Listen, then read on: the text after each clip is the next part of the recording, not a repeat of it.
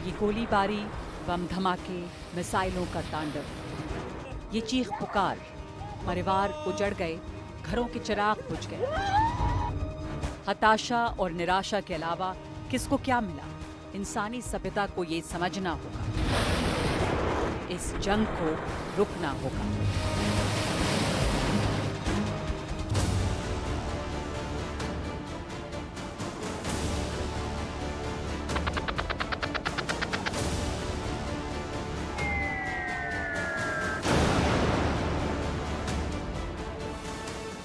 एक तरफ जंग है, साथ साथ दुनिया भर में सर उठाता कट्टरवाद भी। कट्टरपंथ का ये हथियार समाज में शांति और सौहार्द पर वार कर रहा है। आखिर कब तक?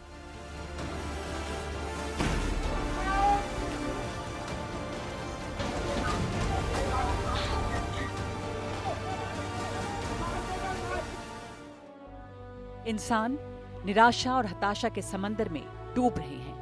भौतिकता की अंधाधुंध भागम भाग ने हमें कंफ्यूज कर दिया है। अनुमान के मुताबिक दुनिया में हर 8 में से 1 शख्स मानसिक विकार, चिंता और अवसाद का शिकार है। इसका उपाय ढूंढना होगा।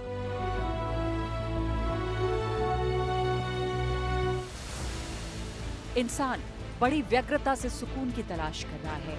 उसी तलाश में कुदरत से खिलवाड़ कर रहा है, लेकिन बदले में उसे क्या मिल रहा है? प्रदूषण। आम आदमी जो कर रहा है उसको दिशा देने की नीति या नीयत सरकारों के पास शायद नहीं है। लिहाजा हवा खराब हो रही है, चिंता भविष्य की है।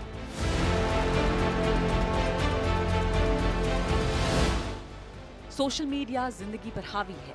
सोशल मीडिया के जरिए पलक झपकते पूरी दुनिया में पहुंच जाने का ख्वाब लिए इंसान ऐसे खेल खेल रहा है जो जानलेवा साबित होते हैं।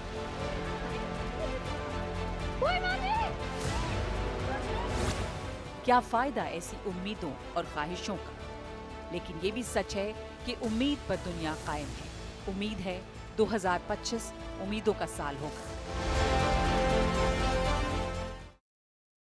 नमस्कार, मैं हूं नगमा। निराशा और नाउमीदों के बीच झूलता 2024 बीत गया है। इस पूरे साल हमने कई ऐसे दंश झेले हैं जो इंसानी सभ्यता पर बदनुमा दाग कहे जा सकते हैं। आज हम उन पहलुओं पर बात करेंगे जिससे दुनिया परेशान है। ये चर्चा करेंगे कि आने वाले नए साल में क्या ये उम्मीद की जा सकती है कि नया सवेरा होगा कई मायनों में और हम एक नए रास्ते पर, बेहतर रास्ते पर निकलेंगे। तो सबसे पहले बात उस दुनिया की जो युद्ध झेल रही है। 2024 में दुनिया से सबसे बड़ा जो टॉकिंग पॉइंट रहा है वो जंग है। रूस और यूक्रेन का युद्ध पहले से चल रहा था। इजराइल और फिलिस्तीन में भी तनातनी बढ़ी और फिर कई देश इसमें कूद पड़े। इतिहास गवाह है कि जब जंग होगी या होती है तो शायद किसी का भला नहीं होता। जंग सिर्फ जिंदगियां तबाह कर सकती है। क्या हम 2025 में ये उम्मीद कर सकते हैं कि एक दूसरे के दुश्मन बने देश हथियार छोड़ेंगे और जंग थमेगी? और इन मुद्दों पर बातचीत करने के लिए हमारे साथ एक बहुत ही बेहतरीन पैनल मौजूद है। आपको मिलवा दूं, यहाँ नोएडा स्टूडियो में हमारे साथ जुड़ी हैं बीके अदिति। बहुत धन्यवाद आपका। मोटिवेशनल स्पीकर हैं और इनकी बातें लोगों पर बहुत असर डालती हैं, तो इनसे समझेंगे अलग अलग मुद्दों पर कि क्या इनकी राय है। गौरव तनेजा जो फ्लाइंग बीस्ट के नाम से जाने जाते हैं, सोशल मीडिया इन्फ्लुएंसर और जिनके लाखों लाख मिलियंस ऑफ फॉलोअर्स हैं, उनसे जानेंगे कि सोशल मीडिया किस तरह से हमारे देश जिंदगी पे छाया रहा है, खतरा भी बना है, मौके भी हैं इससे, तो सोशल मीडिया को कैसे हैंडल करें। अजय चौधरी जी हमारे साथ जुड़े हैं, सीनियर आईपीएस ऑफिसर और पीपल बाबा एनवायरमेंटल एक्टिविस्ट जो लगातार प्रदूषण के खिलाफ युद्ध छेड़े हुए हैं, और साथ ही मशहूर लेखक चेतन भगत भी हमारे साथ जुड़े हैं, और सुनील पाल मशहूर हास्य कवि, कॉमेडियन हमारे साथ जुड़े हैं। तो आप सबसे एक एक करके बातचीत होगी। सबसे पहले मैंने बात की है युद्ध की, बीके, और यहाँ पर बीके अदिति हमारे साथ हैं। तो मैं आपसे जानना चाहूँगी कि 2024 वो साल रहा जिसने बहुत सारे युद्ध देखे और ये जारी रहे, पिछले पहले से जारी थे। 25 में कुछ नया सवेरा, नई उम्मीद, या क्या संदेश आप देंगी इस बीते हुए साल और आने वाले साल को देखते हुए? देखिए, हर इंसान चाहता है अपने जीवन में कि खुशियाँ हो, आनंद हो, प्रेम हो, सुख हो और शांति हो। लेकिन हर शांति की शुरुआत हमारे भीतर से होती है। अब तक हम बस देखते हैं कि बाहर क्या हो रहा है, लेकिन जब ये समझते हैं कि बाहर जो हो रहा है उसका आधार हम खुद हैं, तो अपने अंतर जगत को परिवर्तन करने की कोशिश करते हैं। हम टीवी पर देखते हैं, हम न्यूज़ पढ़ते हैं, कुछ नेगेटिव हो रहा है, कुछ ऐसा हो रहा है जो कि हम नहीं चाहते, लेकिन इसके बाद हमें करना क्या है ये हमें पता नहीं है। जी। तो अब तक हम केवल एक व्यूअर की तरह देख रहे थे, परंतु अब हम एक अलग से अपने लहजे पर, अपने हिसाब से हमें क्या करना है, उस कर्म की ओर थोड़ा सा हम अवगत हो जाएं, वो बहुत ज़रूरी है। उसकी शुरुआत होती है हमारे मन से। अगर आपका मन शांत है, आपका मन अंदर से सुकून में है, तो आप बाहर वालों को भी शांति प्रदान कर सकते हो। अगर आप सच में शांति चाहते हो, तो पहले खुद को शांत करके उन्हें शांति के प्रकंपन दें। हम मेडिटेशन में यही सिखाते हैं जी। कि आप सबसे पहले अपने मन को शांत रखें और अपने अंतर मन की शांति से वो लोग जो अशांत हैं उन्हें अशांति से शांति की ओर ले जाएं। तो हम किसी चीज़ को देखते हैं, तो उसको देखने के बाद वो जो आउटसाइड में घटना घट रही है उसका प्रभाव हमारे अंतर जगत पर पड़ता है। अब थोड़ा सा उल्टा हो जाए कि मुझ आत्मा जो चेतन शक्ति है, मेरा प्रभाव उन जड़ चीज़ों पर पड़ने लग जाए। हम अपने अंदर की शक्ति को, अंदर की शांति को पहचानें और जो कुछ भी समाज में हो रही है घटना, आप न्यूज़ में देखते हैं, आप किसी भी माध्यम से देखते हैं, सोशल मीडिया से देखते हैं, तो उस समय आपके मन में ये ना हो कि हलचल हो रही है। उस पर्टिकुलर मोमेंट पर आप उन लोगों को जो अशांत हैं थोड़ी देर के लिए अपने मन की शांति से शांति के प्रकंपन दें। तो उससे क्या होगा कि मुझसे वो नेगेटिव एनर्जी की जगह पॉजिटिव एनर्जी वहाँ पर स्प्रेड होने लगेगी। बिल्कुल। तो एक शुरुआत हम कर सकते हैं इंडिविजुअल लेवल पर, जी। और वो चीज़ जो है धीरे धीरे बाकी सब तक बिल्कुल, पहुँचेगी। वो अलग-अलग जगहों पर फैल सकती है। एक जी। पॉजिटिविटी की जो शुरुआत है वो बहुत ज़रूरी है। क्या हमारे नेता ये समझेंगे? भारत, अच्छी बात ये है कि यहाँ पर शांति फिर भी बनी रही है और वो युद्ध के जो प्रभाव है, भारत ने बार-बार कहा है कि युद्ध से रास्ता नहीं निकलेगा। चेतन भगत जी भी हमारे साथ जुड़े हैं। 2025 के लिए अगर हम इस युद्ध को देखें, जिस तरह की अशांति रही है, आपकी क्या उम्मीदें हैं? एक लेखक के तौर पे आप कैसे देखते हैं इसे? दुनिया में काफ़ी उथल-पुथल रहा है, लेकिन मैं आपकी बात से सहमत हूँ कि शायद 2025 में चीज़ें इम्प्रूव होने का चांस है, बिकॉज़ एक जो बहुत बड़े देश है, वो है अमेरिका, जो बहुत ज़्यादा उसकी बात जो वो चाहता है, दुनिया उसकी बात सुनती है कुछ हद तक, हम सारे तो नहीं। लेकिन अभी वहाँ पे नए प्रेज़िडेंट, नए राष्ट्रपति का चयन हुआ है, डोनाल्ड ट्रम्प, और उनका लोगों को काफ़ी एटलीस्ट उम्मीद है कि इनके आने से वो बहुत अच्छी नेगोशिएशन करते हैं, बहुत ऐसे मतलब वर्ल्ड लीडर से उनके रिलेशनशिप अच्छे हैं।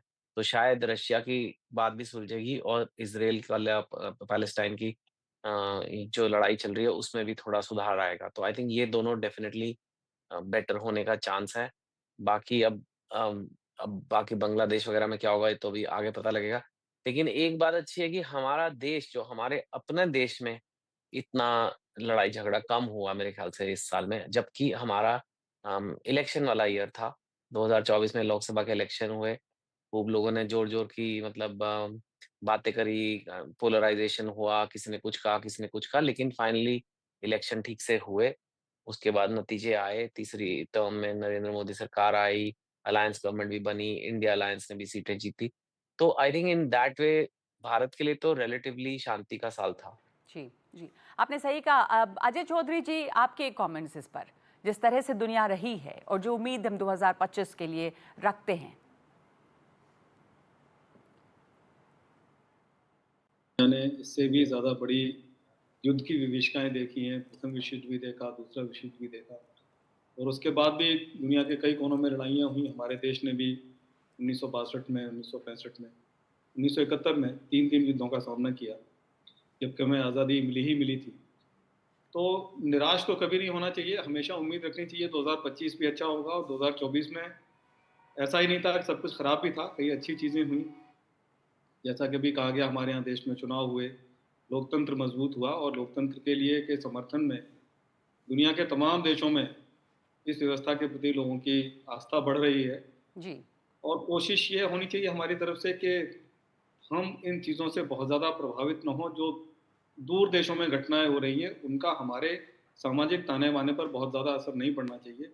उसमें मैं समझता हूँ कि सोशल एक्टिविस्ट हैं, हमारे राजनेता हैं, हमारे जो सामाजिक संगठन हैं, उनका बहुत बड़ा योगदान होना चाहिए और तभी हम 2025 में बेहतर एक अच्छे भारत की और एक अच्छी दुनिया की, अच्छी भविष्य की जी, सोच रख सकते हैं, कल्पना कर सकते सही हैं। बात है। सुनील पाल जी, आपका कमेंट जल्दी से। आप अपने अंदाज में हमें बताएं 2024 कैसा बीता, 25 के लिए आपकी क्या उम्मीद है? 2024 में मेरी जो चॉइस थी वो पूरी कुछ हुई, कुछ नहीं हुई, तो 2024 को सलाम है। 2025 को हमसे 25 से हमें 50 उम्मीदें हैं।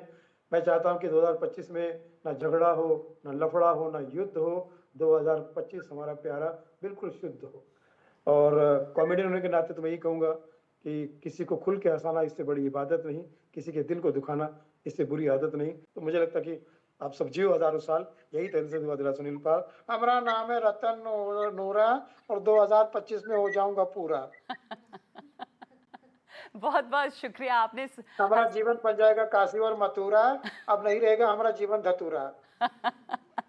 देखिए, यही इन्होंने कहा कि हँसने वाले, हँसाने इन वाले 3-4 लोगों को बोलो ज़रा हँसे यार, ये लोग पैनल पे जो बैठे हुए हैं, किसी को मार के आए या खा के आए दिल किसको? खोलकर हँसें, हँसने में बिल्कुल भी कंजूसी मत कीजिए और हँसने-हँसाने वाले, ये खुश दिख रहने रहे वाले कंजूसी। ऐप्स जो हैं, वो ज़्यादा से ज़्यादा बने। कहते हैं ना कि मन चंगा तो कटौती में गंगा, तो मन मस्तिष्क का स्वस्थ रहना आपके सेहत के लिए ज़रूरी है। लेकिन आज दुनिया भर में करीब 28 करोड़ लोग डिप्रेशन या मानसिक जो मेंटल हेल्थ के इश्यूज़ हैं, उसके शिकार हैं। तो क्या 2025 में ये संख्या घटेगी? हम बेहतर कर सकते हैं इस चीज़ को भी, जो मेंटल हेल्थ है वो इतना बड़ा कंसर्न रहा है। और इस पर भी सुनील पाल जी, मैं आपसे पहले जानना चाहूंगी कि ये इतनी ज़्यादा ये बीमारी जब हम सब लोग बड़े हो रहे थे तो हमने शायद मेंटल हेल्थ की बात इतनी सुनी नहीं थी, लेकिन अब ये इतना कॉमन है कि ये ट्रेंड रहा 2024 में।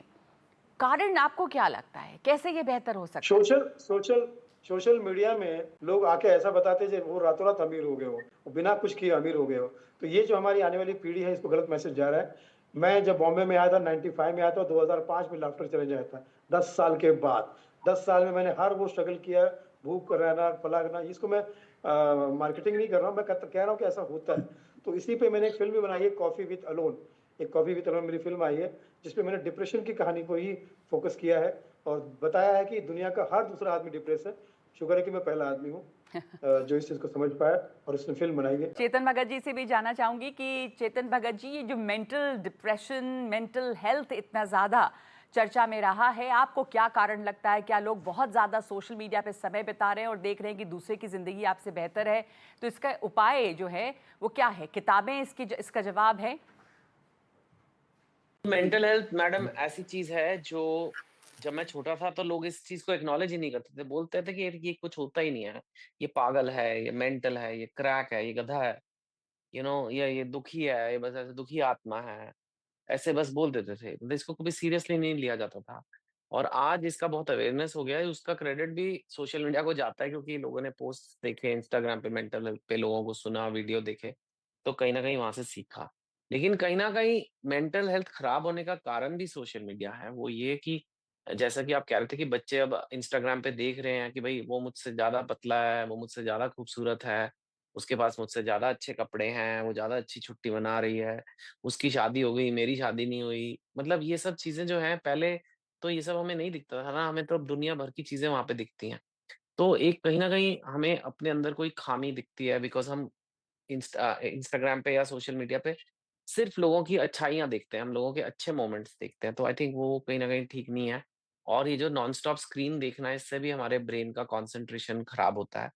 अगर आप डेटा भी देखें बाहर, आप इंटरनेट पे सर्च कर सकते हैं कि जब से स्मार्टफ़ोन आए हैं, टीनेज एंग्ज़ायटी रेट्स बहुत ज़्यादा शूट अप हुए हैं। इनफैक्ट यूएस में तो खुद ना करें लेकिन लाइक सुसाइड रेट्स में भी जंप आया है। बिकॉज़ अब उसका स्मार्टफ़ोन रीज़न है या नहीं, ये एक अलग डिस्कशन है, लेकिन कहीं न कहीं वो कंट्रीब्यूट कर रहा है बच्चों में एंग्ज़ायटी पैदा करने के लिए। और आपने इसका एक बड़ा अच्छा हल भी बताया, वो है reading. Reading is very important. अगर मैं इसलिए नहीं कह रहा कि मैं लेखक हूँ, पर जनरली अगर जब आप रीड करते हैं बुक्स, तो आपका माइंड पूरा यूज़ होता है, वो स्क्रीन वाला इफ़ेक्ट नहीं आता। आपका दिमाग का कंसंट्रेशन यूज़ होता है और आपकी इमेजिनेशन यूज़ होती है, तो उससे एंग्ज़ायटी नहीं बढ़ती है। ये जो नॉन स्टॉप 10-10, 20-20 सेकंड के आप रील देखते रहते हैं और आपके ब्रेन को इतनी सारे इनपुट फटाफट लेने पड़ते हैं, इससे एक तरह से फ़ोन की एडिक्शन हो जाती है और आपको बाद में एंग्ज़ायटी होती है। तो ये बातचीत जारी रहेगी। नया साल नई सुबह लेकर आया है और हम इसमें सकारात्मक रहें, इस पर हम बातचीत कर रहे हैं। बात ये भी करेंगे कि किस तरह से सोशल मीडिया हमारे ऊपर हावी हो रहा है और इससे हम कैसे जूझें, इस ब्रेक के बाद।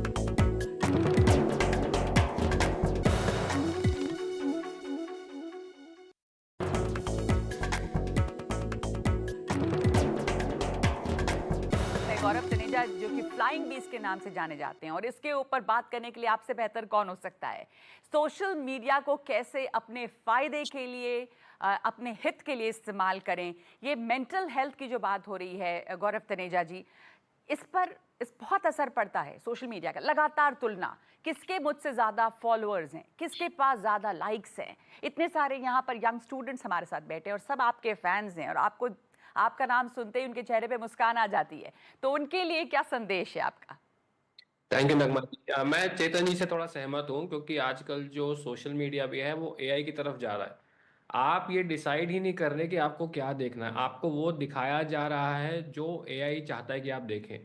आज मैं थोड़े दिन पहले के इवेंट पे गया था and I was just making one video कि अपना फ़ोन निकालो और अपना स्क्रीन टाइम दिखाओ, अगर वो 5 घंटे के नीचे तो मैं आपको एक फ्री गिफ्ट दूंगा। मैं शौक था देख के, किसी बंदे का 9 घंटे 10 घंटे से नीचे स्क्रीन टाइम ही नहीं था।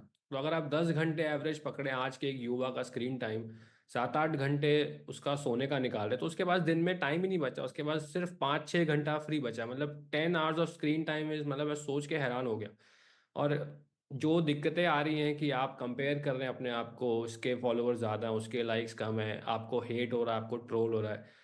2 दिन के लिए अगर आप अपना फ़ोन बंद करके साइड रख देंगे ना, वो आपकी सारी प्रॉब्लम्स गायब हो जाएंगी। मतलब अगर आप बाहर निकलेंगे तो आपको दिखेगा यार दुनिया तो ठीक ठाक ही है, इतना कोई मुझे हेट नहीं करता, इतना मैं बुरा इंसान नहीं हूँ जितना मुझे सोशल मीडिया पे लोग कमेंट सेक्शन में जज कर रहे हैं।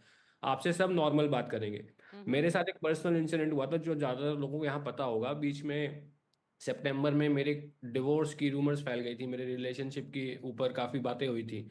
और उस समय मुझे भी ये हिट फील हुआ कि हर बंदा मेरे ऊपर मतलब टॉन्ट मार रहा है, मेरे ऊपर कमेंट लिख रहा है। मुझे लगा मुझे सब हेट करते हैं। मैंने 3 दिन 4 दिन फोन बंद कर दिया और मैं जब बाहर जा रहा हूँ तो मतलब मेरे से सब नॉर्मली बात कर रहे हैं। तो मुझे लगा यार ये एक अलग दुनिया है क्या फोन के अंदर, और बाहर जब रियल वर्ल्ड एक अलग दुनिया है क्या। तो बहुत डिफरेंस होता है, इसको जी जी। बंद कर दे 3-4 दिन के लिए बहुत कुछ सही होता पर है। आपकी, गौरव जी, पर आपकी तो जिंदगी ये है, आपकी रोजी रोटी है, आप तो मिलियंस ऑफ आपके फॉलोअर्स हैं, तो आप फोन बंद करने कैसे कहें लोगों से? फिर आप कैसे ये बैलेंस कर पाते हैं?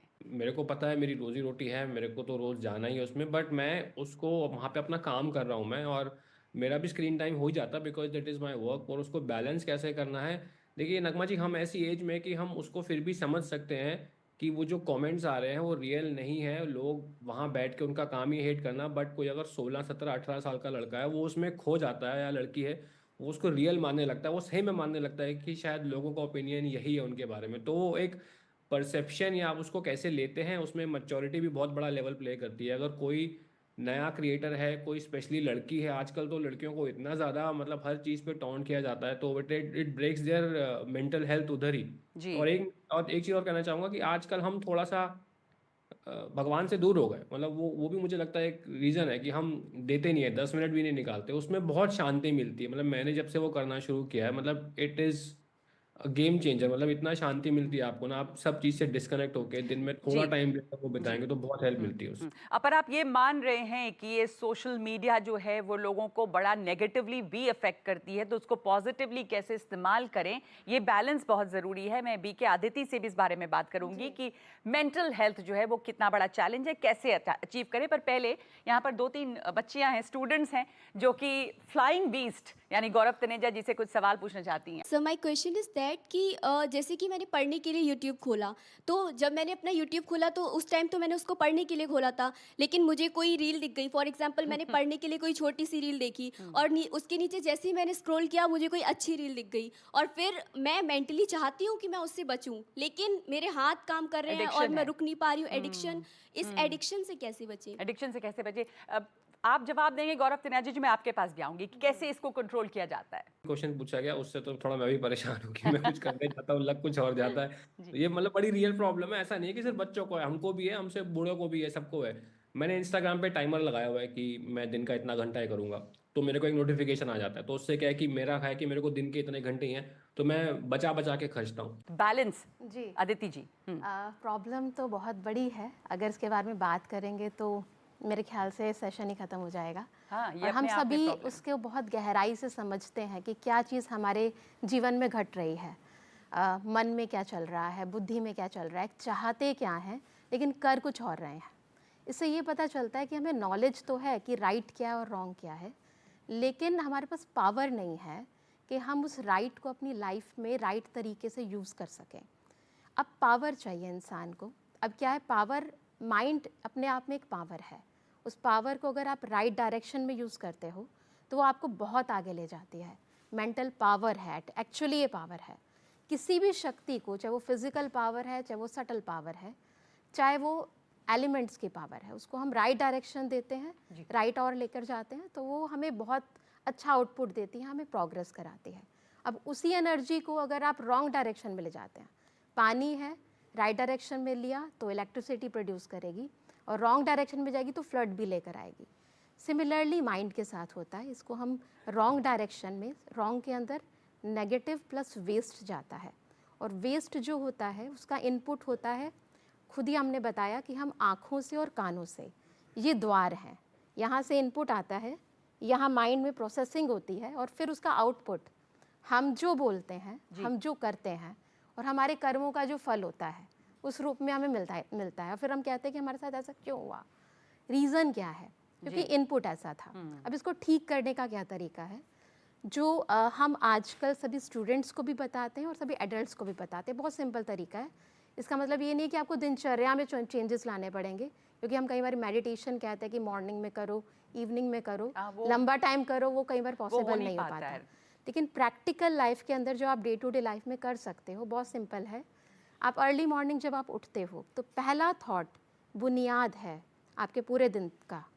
उस पहले थॉट के अंदर सबसे पहला पावरफुल आप एक थॉट लेंगे कि मैं पावरफुल सोल हूँ, मैं शक्तिशाली आत्मा हूँ, मैं निरोगी हूँ, स्वस्थ हूँ। अपने आप को खुद ही पावर लें। मेरे चारों ओर जो कुछ भी हो रहा है और जो होने वाला है वो पॉजिटिव है और पावरफुल है, पहला थॉट। अब इसके अलावा दिन में आप जैसे अलार्म फिक्स करते हैं, वैसे आप अलार्म हर 1 घंटे के बाद फिक्स कर लो। हर 1 घंटे में 1 मिनट मेडिटेशन। ये बहुत अच्छी छोटी सी टिप बताई, जिस हम सब लोगों के लिए, सुनने वालों के लिए भी बहुत इंपॉर्टेंट हो सकती है कि हर 1 घंटे में 1 मिनट भी अगर आप ऐसे पॉजिटिव रीअफर्मेशन करें तो कितना कुछ बदल सकता है, नेगेटिविटी आपकी कम हो सकती है। और यही मकसद है हमारा इस शो के जरिए भी कि 2025 हम सबके लिए व्यक्तिगत तौर पे भी एक पॉजिटिव एनर्जी लेकर आए और रहे, बनी रहे ये सालों भर।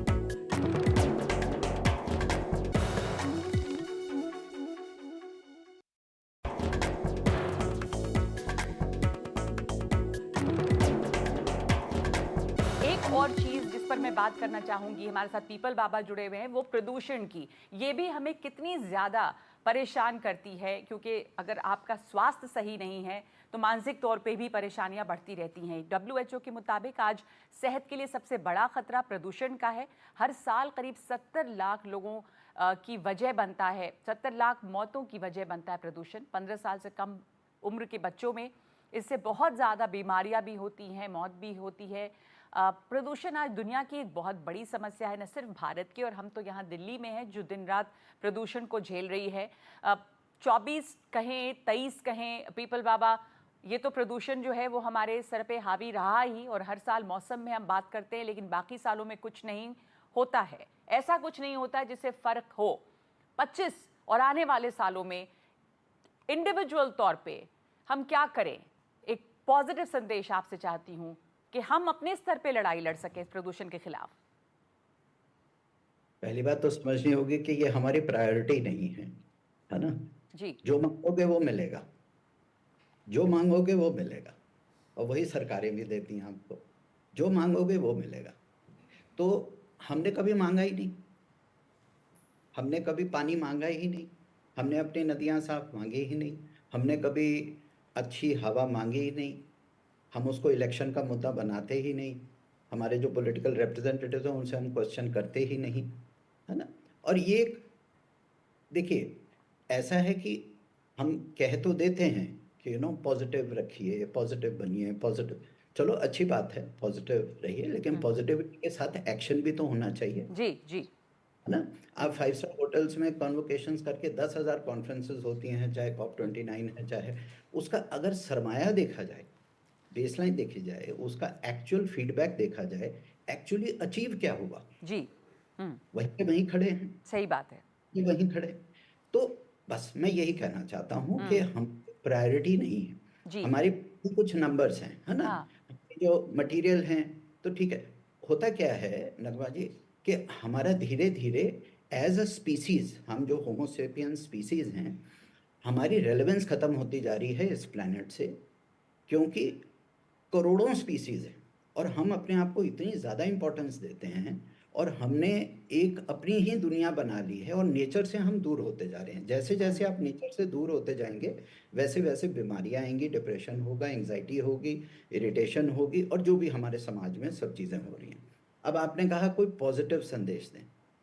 एक तो चीज़ मैं मानता हूँ कि बहुत ज़रूरी है कि जो सोशल मीडिया है, चलो सोशल मीडिया तो इतनी जल्दी कंट्रोल नहीं होगा, लेकिन एटलीस्ट जो टीवी चैनल्स हैं, अगर सिर्फ ये सोच लें कि 2024 में तो जो हुआ सो हुआ, अगर 2025 में वो सिर्फ पॉजिटिव चीज़ें दिखाएं, जी। ठीक है, मानता हूँ जंगल जल रहे हैं लेकिन जंगल लग भी रहे हैं, है ना, पेड़ कट रहे हैं लेकिन पेड़ लग भी रहे हैं, जी। प्लास्टिक के पोल्यूशन हो रहा है लेकिन प्लास्टिक के पोल्यूशन के अगेंस्ट जो लोग काम कर रहे हैं, जो एनजीओज काम कर रहे हैं, जो इंडिविजुअल्स काम कर रहे हैं और जो सिविल सोसाइटी काम कर रही है, उसको उजागर किया उनको उजागर करें। सही ये कहा चीजें आपने। देखिए, अगर आप चंगाई को दिखाएंगे, चंगाई बढ़ेगी, जी। आप अच्छाई को बढ़ाएंगे, आप अच्छाई बढ़ेगी, आप बुराई को दिखाते रहिए, आप आपने टीवी चैनल सही कहा कि ये हम सब लोगों के लिए भी एक संदेश है, टेलीविजन चैनल्स के लिए भी संदेश है कि प्रदूषण केवल हवा की नहीं होती, जी जी जी। नॉइज की भी है, प्रदूषण पानी का भी है, प्रदूषण हमारी मिट्टी का भी है, प्रदूषण हमारे खाने में भी है, प्रदूषण हमारी हेल्थ का भी है। सही। आपसे दो सवाल हैं और यहाँ पे जो स्टूडेंट्स मौजूद हैं आपसे पूछना चाहते हैं कुछ, आप सवाल पूछेंगे? क्या हेलो नाम है सर, माय नेम इज़ मिष्टी। मेरा सवाल बहुत सिंपल सा है। जब हम बात करते हैं केवल व्यक्तिगत रूप में नहीं पर सामाजिक और सरकारी तौर पे, या जब हम संस्था के ऊपर बात करते हैं तो कितना सहयोग मिलता है? जो भी आप ट्री प्लांटेशन ड्राइव्स करते हैं या आपको क्या समस्याएं आती हैं? मेरा जो एक्सपीरियंस रहा है पिछले 47 सालों का, 47 ईयर्स से मैं इस चीज़ को कर रहा हूँ, पेड़ पौधों के साथ हम जो काम कर रहे हैं, बेटा मुझे जो मेरा एक्सपीरियंस कहता है वो ये है कि लगे रहो। अगर आप वेट करोगे कि कोई गवर्नमेंट आपको हेल्प करेगी, संस्थाएं हेल्प करेंगी, लोग हेल्प करेंगे, कम्युनिटी हेल्प करेंगे, जैसे आपकी एनर्जी है, जैसे अभी दीदी भी कह रही थी कि जैसे आप अंदर से अपनी एनर्जी निकालें, जो आपका इंटरेस्ट एरिया अगर आप उसमें काम करेंगे, है ना, तो वो बढ़ता ही जाता है, वो एक्सपैंड होता जाता है, उसका होराइजन एक्सपैंड होता जाता है। और अपने आप you have to be the magnet, you have to do the right thing. आपको अपना कार्बन फुटप्रिंट कम करना है। मैं प्रदूषण को पूरी दुनिया से खत्म नहीं कर सकता क्योंकि वो एक एवोल्यूशनरी प्रोसेस है। हम चाहे जो मर्जी कर लें, जो पृथ्वी ने सोचा है अपने लिए वही होके रहेगा, जो प्रकृति ने सोचा है वही होके रहेगा। अगर लड़ाई हो रही है तो उनको, प्रकृति को लगा कि उनका एल्गोरिदम खराब हो रहा है पॉपुलेशन का, तो वो लड़ाइयाँ भी करवाएगी, वो वॉर्स भी करवाएगी, ठीक है। लेकिन एज एन इंडिविजुअल आपका जो ड्यूटी बनती है, आपका जो फर्ज बनता है, आपकी जो हैप्पीनेस होनी चाहिए वो होनी चाहिए कि जो आपका स्वभाव है, अगर आपका पेड़ पौधों के साथ, मिट्टी के साथ, पानी के साथ लगाव है तो उसमें आप काम करते चाहिए। आपने बहुत अच्छी बात कही कि आप अपने काम जो हैं वो करिए, आगे बेहतर जो चीज़ें हैं वो आपसे जुड़ेंगी। एक और बहुत बड़ी समस्या 2024 में रही, उसके पहले भी रही होगी, लेकिन इस पर हम आज नए साल में बात करना चाहते हैं। अजय चौधरी जी, कट्टरपंथ जो है वो दुनिया में बहुत फैला और हम देख रहे हैं माइग्रेंट प्रॉब्लम्स इतना है सभी जगहों पे, अमेरिका हो, यूरोप हो या दूसरे देश हो। राष्ट्रवाद एक उग्र रूप में उभरा और मज़हब के नाम पे, रेसेस के नाम पे एक दूसरे के प्रति हिंसा बहुत बढ़ी है।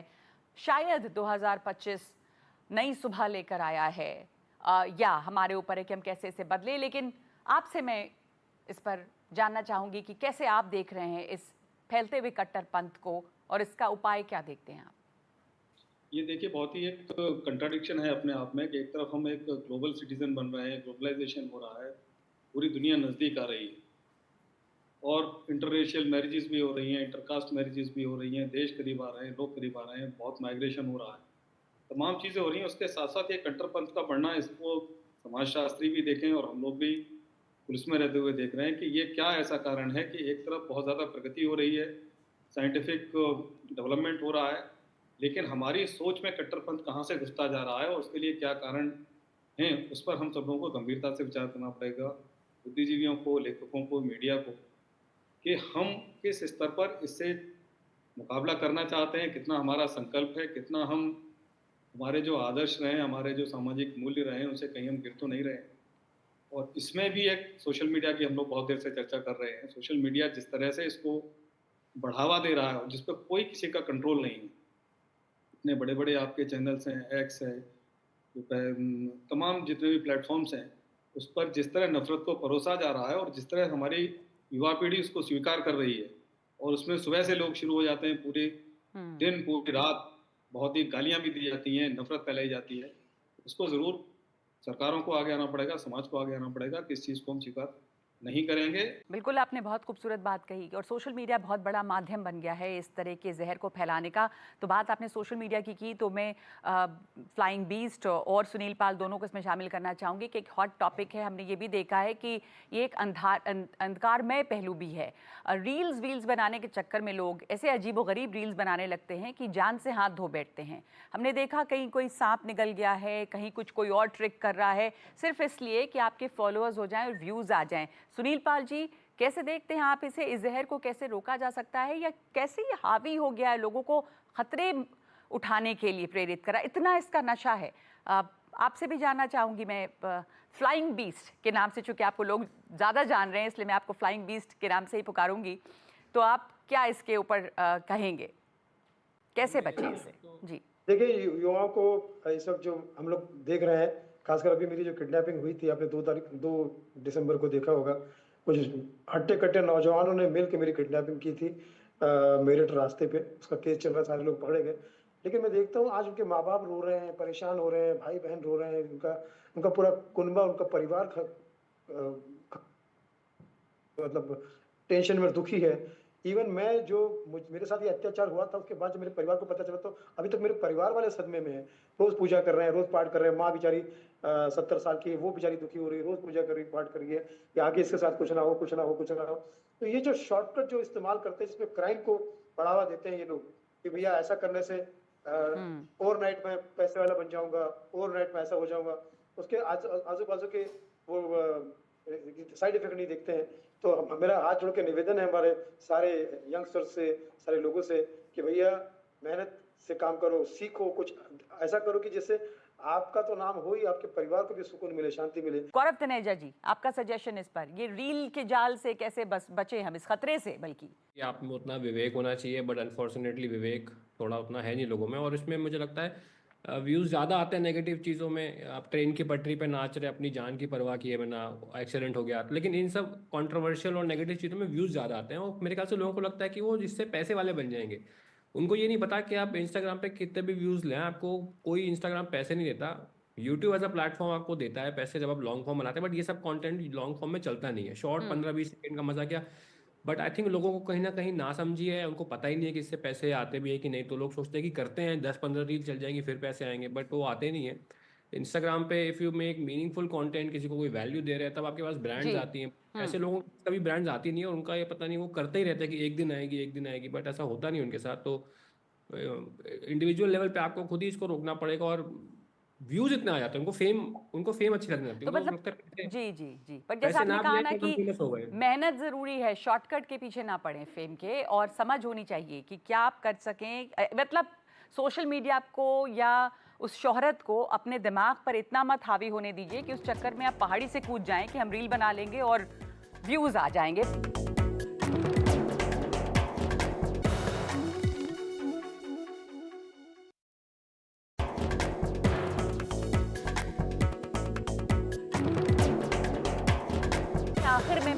से चेतन भगत जी, आपसे भी ये जानना चाहूंगी कि नए साल के लिए एक फैशन है ना कि सब लोग रेजोल्यूशंस रखते हैं, तो आपने अपने लिए क्या सोचा है, क्या आपके रेजोल्यूशंस हैं? ऐसे ही आप भी बताएंगे, सुनील पाल जी और गौरव तनेजा जी।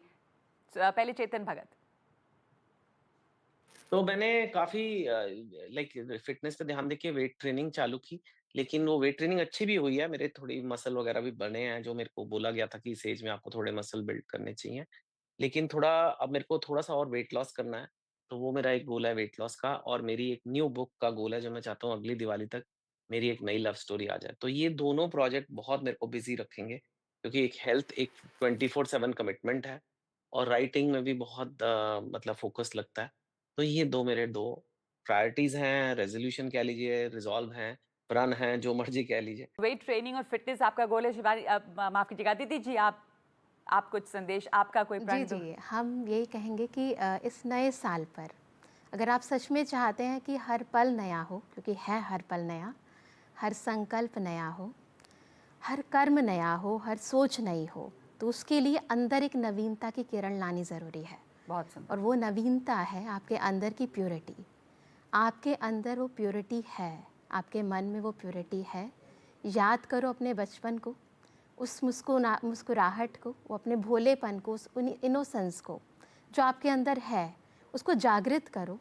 तो वो अंदर की जो इनोसेंस है, वो भोलापन है, वो जो प्योरिटी है, वो अपने आप आपके संकल्पों को, आपकी वाणी को, आपके कर्मों को, और फिर आपके कर्मों से अन्य आत्माएं जो आपसे कनेक्टेड हैं, अन्य लोग जो आपसे कनेक्टेड हैं, जो आपके रिलेशंस में हैं, या कहेंगे आप अपने और आपके जो अपने हैं, स्व को और सर्व को प्रभावित करेंगे। तो आपने बहुत अच्छी हम बात यही एक तो चाहते ये हैं कही। कि आप अपने अंदर की पॉजिटिव ऊर्जा को बाकी लोगों तक स्प्रेड करें। जिस किसी से भी मिले उन्हें एक गिफ्ट ज़रूर दें। वो गिफ्ट है आपकी शुभ भावनाएं और शुभकामनाएं, जो सच में शुभ होनी चाहिए। सही बात है। अगर अंदर कोई नेगेटिविटी नहीं ये होनी करने चाहिए। लगे तो हम सबकी अपनी जिंदगी भी बेहतर हो जाएगी। जी, सुनील जी। पाल जी, आपका क्या प्रण, आप लोगों को क्या कहना चाहेंगे? और गौरव तनेजा जी। मैं चाहता हूँ कि महिलाओं को चाहे कि आदित्य दीदी को फॉलो करें, ब्रह्म कुमारी बने, ब्रह्म कुमारी में जो ब्रह्म कुमारी बन के जो ड्रामे करते हैं रील्स पे, और पुरुषों को चाहे कि चेतन भगत को फॉलो करें, क्योंकि फेसबुक तो आपने कई बार देखा होगा, सुना होगा, लेकिन चेतन भगत अपने आप में फेसबुक है, वो बुक किताब का चेहरा है, उनको फॉलो करें। और हिंदू मुस्लिम सिख ईसाई हम सब है भाई भाई, मिल के लड़ेंगे नफरत के खिलाफ लड़ाई, और नफरत को देंगे दुनिया से विदाई। क्योंकि क्या होता है, कुछ करप्ट नेता, कुछ सभी नहीं, कुछ नेता है जो हिंदू मुस्लिम को आपस में लड़ाने की कोशिश करते हैं, जबकि दोनों हिंदू मुस्लिम अपना रिश्ता जी जान से निभाते हैं, हिंदू जी से और मुस्लिम जान से। हिंदू जी से कैसे? पिताजी, माताजी, गुरुजी, भाई जी जी, और मुस्लिम जान से भाई जान, अम्मा जान, अब्बू जान, चांद से। 2025 में ये उम्मीद है कि मैं हमेशा, और हम सब यही कहते रहेंगे कि ना सिख, ना मैं सिख हूँ, मैं ईसाई हूँ, मैं मोमेडियन हूँ, मेरा मजहब है हंसाना, मैं बस कॉमेडियन हूँ। चलिए, सबसे इससे अच्छी बात क्या हो सकती है कि आप सबको हंसाते रहते हैं। गौरव तनेजा जी। मैम मेरा बड़ा सिंपल सा है, मैं काम करते करते काफ़ी लेट नाइट सोता हूँ, मैं जल्दी सोऊंगा और सुबह जल्दी उठूंगा। तो ये तो आप तमाम लोगों को भी संदेश दे दीजिए कि जल्दी सो जाएं। अगर ऐसा करें तो सब कुछ बेहतर हो जाएगा, जल्दी उठेंगे फिर। बिल्कुल। बहुत शुक्रिया आप सभी लोगों का हमारे साथ जुड़ने के लिए, अच्छी बातें बताने के लिए, और उस नई ऊर्जा और अपने अंतर को नवीन बनाने की जो बात आपने की अदिति जी, वो बहुत अच्छी सीख है सभी लोगों के लिए। आप सबका बहुत धन्यवाद हमारे साथ जुड़ने के लिए।